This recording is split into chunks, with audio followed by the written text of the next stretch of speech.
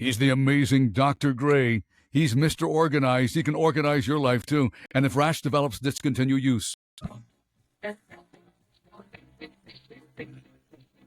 This is the world famous Strictly Business Show with Dr. J, the sexiest business show in all the world. Strictly DOCTORJ.com, bringing you all the business news and moves you really need. Strictly DOCTORJ.com. Did I say that already? Yeah, I said it. Well, I hope you're having a beautiful morning, and I have a very special guest, a longtime friend of mine. This is her debut to the Strictly Business universe, and her name is Jessikah, belly dancer, instructor, professor, guru, expert, all things belly dancing. And we're going to talk about the business of belly dancing. Hello, Jessikah. How are you doing? Hello, I'm great. And thank you so much for having me. Thank you so much for taking the time, because I know you belly dancers are very busy. I mean, your schedules are just clogged up. And I'm glad that you could open up some time for you. And it's good to see you again, because we've known each other for a long time. And I've been trying to get you on the show for years. And I finally broke you down. Yes. Oh, it's great to be here. So great to see you too. It's been a while. It's definitely been a while. So before we get into the business of belly dancing, I want to talk about your little background. At once upon a time in a galaxy far, far away, you were Jessikah Houston, television, not televangelist, a television producer. Yes. Yes. So let's start there. My first career was in television production, and actually I got my start in high school. So at my high school, we had a communicative arts and technology program. And so that was basically a video production program. And I loved it so much that basically in high school, I decided this is what I want to do with my life. And I took classes for 4 years in high school, including being a TA, because they sort of ran out of classes because I took them all. So I was assisting with teaching in my senior year too. Wow.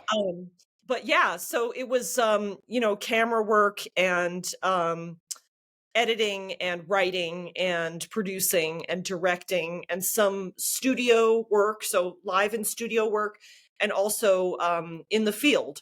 So those are both, they have similarities, but they're different too. So it was a really great program. And I think, as far as I know, it's still going on at my high school. But it's obviously changed a lot since then. Yeah. No more of those pesky VHS tapes, right? 3/4 inch tapes. We actually shot on Beta. So we did Betamax, old Betamax. But we went from Beta to 8mm, and then we did some 3/4, but 3/4 was already old when I was in high school, so it was phasing out. Yeah. But those were those big tapes. They were really big. Yeah. They had those big editing machines that go clack, clack, clack, clack, clack, clack, clack, clack. It's like a noisy editing session. But actually, they had pretty nice equipment for the time. It was they had old 3/4 inch editing machines, but we never used them. So I think those were already getting phased out, and they had the Betamax ones, so they were a little more streamlined and nicer. Oh, I forgot I'm older than you. So yeah, I had 3/4 in college. Okay. Well, So actually, my college had 3/4 too, so that was kind of weird because it was like going backwards. But so we did work with 3/4 tape in my college, but my college also had an Avid editing system, so that was pretty high tech for the time. Oh, big time. We didn't have Avid at all. Yeah. So, man. Okay, so you transitioned to college and you end up being a producer. Now, you have to go on YouTube and see her. She's an extraordinarily beautiful woman. Why did you not become like a news reporter? Our spokesmodel or something like that. I've been on camera longer than I've actually been doing stuff behind the scenes, because before I got to high school, I did acting and I did modeling, and so I was involved in the arts. Oh, I didn't know that. Yeah, so Okay. I was in some little plays, and I did take some television courses, and like I said, I was modeling, so the modeling agency had some television acting classes. Uh-huh. I auditioned for Magnum PI, but didn't get on. Oh, Um, darn. yeah, but Google it. You Google it, folks, for you born after 1989. yeah, well, they rebooted Magnum PI recently, actually, and it's Oh, pretty good. yeah. I've Yeah. watched it. I like it. It's pretty good. But yeah, so I did a lot of childhood acting and childhood modeling and stuff like that, and dancing actually.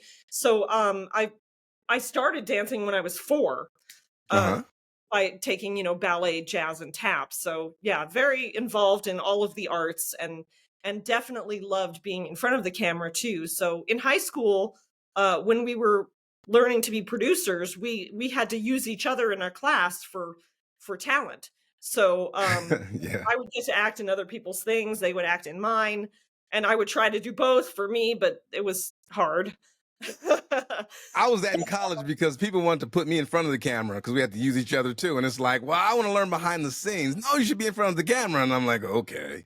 And there you go. But it Yeah. didn't take. Well, I did get a little burnt out after high school because I did so much production stuff. And then I had my own little freelance company where I did like weddings and sort of local events and stuff like that. And Uh-huh. so when I got to college, I said, I'm just going to focus on acting, and that's what I want to do. So at first I was a theater major and I was just doing acting. And then they got some dance classes again at UH. So I started doing dance classes again. But then about, halfway through my college, then I was like, oh, I kind of miss writing and I kind of miss directing. And so then I sort of went back and ended up, I had to create my own film major because they didn't have a film major at UH at the time. Uh-huh. So they had this liberal arts program where you could take all of the classes that you wanted from the university that they offered, and you could combine them and make your own proposal to make your own major. So that's what I did. So I made a combination of, communications and journalism and art and photography and acting, and I put all these things together in my proposal, and it became my film major. Now, that's of course, the University of Harlem. No, No, oh it's no, it's University not. of Hawaii. Yeah, so I went to University of Hawaii at Manoa. Okay. I grew up in Hawaii, so yeah. Oh, you know what? When I went to Hawaii years ago, I said, why didn't I go to school here? I was like, this is a great place to go to college. Like, why wasn't this on my map? The University of Hawaii. So I'm like, man, okay. So this is like interesting. I didn't know. I've known you for years. I didn't know this part about you. Now, Yeah. also, we have the Oscars coming up. Mhm. Are here. This is Yes, Oscar season, let's say that. it And is. but you know a little bit about winning awards because you won not an Oscar but an Emmy. Yes, I actually have 2 Emmys, and Two? I'm a 4-time nominee and a 2-time winner. Get Yes. out of there. That's so explanation, please. Okay, so, since I knew what I wanted to do, and that's the course my life took, I was working in television in Reno, Nevada, because I moved from Hawaii to Reno, and only for a couple years. That's a big adjustment. That's a big transition from Hawaii to Reno. It totally was, because in Reno, you have those extremes of temperature. You have snowing, and you Uh-huh. have like 100-degree heat. And these were crazy for me because in Hawaii, it's like the same temperature pretty much all year round. There's no seasons. Uh-huh. Yeah. Well, So I'll just mean about as far as boredom. I mean, I spent a night in Reno 1 month. I mean, it's not a lot to do out there and go from Hawaii to Reno. Good Lord. yeah, So, it's true. But it was kind of an okay change. Like I was okay with it. It wasn't too bad. Especially because I didn't expect this to happen, but when I first moved there, they had this television station it was a public access television station. And Mm-hmm. I was familiar with that from Hawaii because there was a station there called Olelo, and I worked there a little bit, and I took classes there and did productions there. And so when I found a public access station in Reno, I was like, "Oh, cool! I'm going to go check it out." And I went and I talked to them, and I kind of told them about my background, and they hired me. So Oh. I ended up getting a job, and I didn't really expect to get a job there because I was kind of like, I'm going to stay here, save some money, and move to California because that's where I want to go Uh-huh. to work in the industry. But I took this detour, so I was there for a couple years and working at that TV station, which was actually a really good experience because then when I moved to California, I started off doing the weird, odd jobs that you sort of do when you're looking for a job in the industry. Yeah. And then I landed at Glendale Television, and when I worked there, that's where I was able to work on documentaries and work on magazine format shows and commercials and public service announcements. And I got to produce my own material, but I also was filming it and editing it. And at this point, I was Avid certified because I took a whole boot camp in Avid, even though I had it in college. Um, so that sort of gave me a good edge in my higher ability. So when I worked there, that's when I got to work on these documentaries, which Uh-huh. ultimately got me my Emmy awards.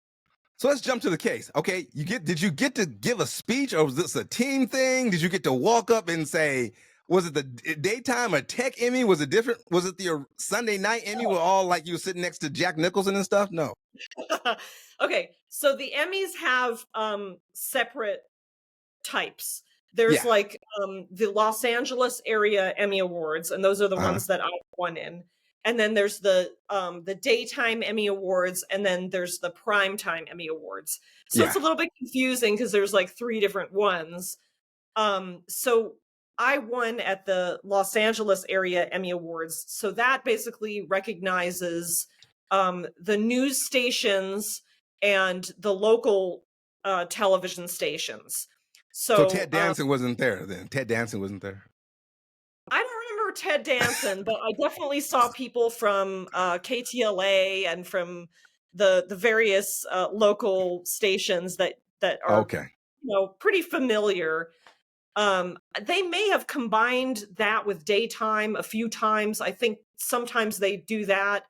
And then at one point they stopped broadcasting the Los Angeles area ones, so it's a little weird the way they sort of do it differently at different times. But it's still Emmys. I should have brought them. I have them downstairs Yeah. in my office. So They're what's your speech like? What'd you say? Did you think everybody dreams oh can come true? What did you do? Did you get yeah. cut off by the music? So the first time I won, I didn't go up on the stage because I think I wasn't actually at the Emmys that year. I think that I was on vacation and I missed the Emmys. But Jessica, you on I vacation? know, I know. But that was a team effort and a team win. And Okay. I was an associate producer on that. It was an every 15 minutes documentary. So Uh-huh. if you're familiar with Every 15 Minutes, that's a program that happens in the high schools where the police and fire departments put together a simulation of a drunk driving accident. So Ah, we okay, yeah.